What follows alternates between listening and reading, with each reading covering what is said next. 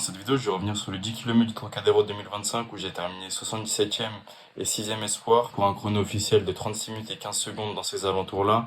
Donc ce qui est quand même relativement loin de mon record personnel qui est de 33 minutes et 52 secondes, ce qui fait un rythme moyen de 3,23.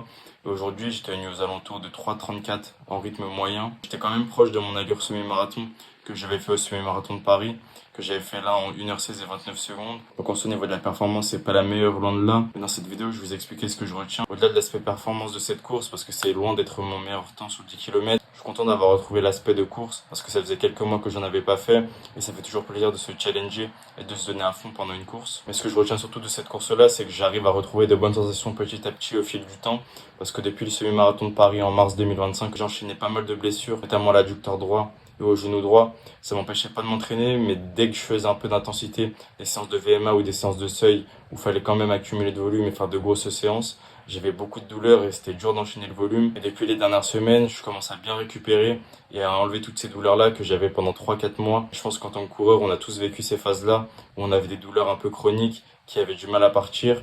Et donc là, le fait de savoir que ça va beaucoup mieux et que j'ai réussi à faire une course entière de 10 km à peu près à mon allure semi-marathon, sans douleur, ça me permet d'envisager que du bon pour la suite de mes préparations dans les prochains mois. En tous les cas, dans les prochaines semaines, dans les prochains mois, je vais continuer à m'entraîner pour tenter de retrouver mon pic de forme que j'avais début 2025, parce que c'est là où j'avais le mieux performé, notamment sur 10 km et sur semi-marathon. Je vais faire le semi-marathon de Boulogne en novembre 2025. Donc là, dans les prochaines semaines, je vais bientôt rentrer en prépa semi-marathon. Et l'objectif, forcément, ce sera d'essayer de battre mon record. Mais le plus important, c'est de retrouver de bonnes sensations et de prendre du plaisir dans ce que je fais à l'entraînement. Pour revenir rapidement sur le parcours aussi, j'ai trouvé qu'il était plutôt pas mal. Mais je pense que pour faire une grosse performance sur ce parcours-là, il fallait vraiment être à son pic de forme, chose que j'avais pas forcément aujourd'hui.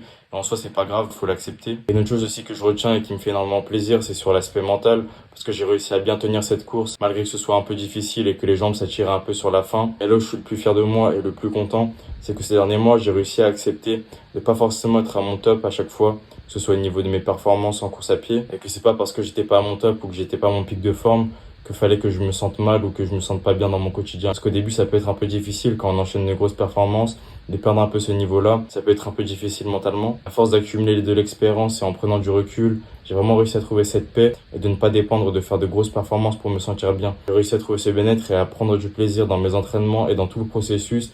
Au final, la performance, si j'y arrive à la fin, ça sera le bonus. Forcément, en tant que compétiteur, ça me fait quelque chose et ça va me donner envie de plus m'entraîner et de progresser dans les prochains mois. Mais j'arrive quand même à relativiser et à me sentir bien, peu importe les performances que je fais. Alors, au-delà de la performance, le sport, c'est quand même un style de vie. Si on prend du plaisir seulement si on est au top, c'est pas viable. Et on peut le voir même dans tous les autres champions, dans les autres disciplines.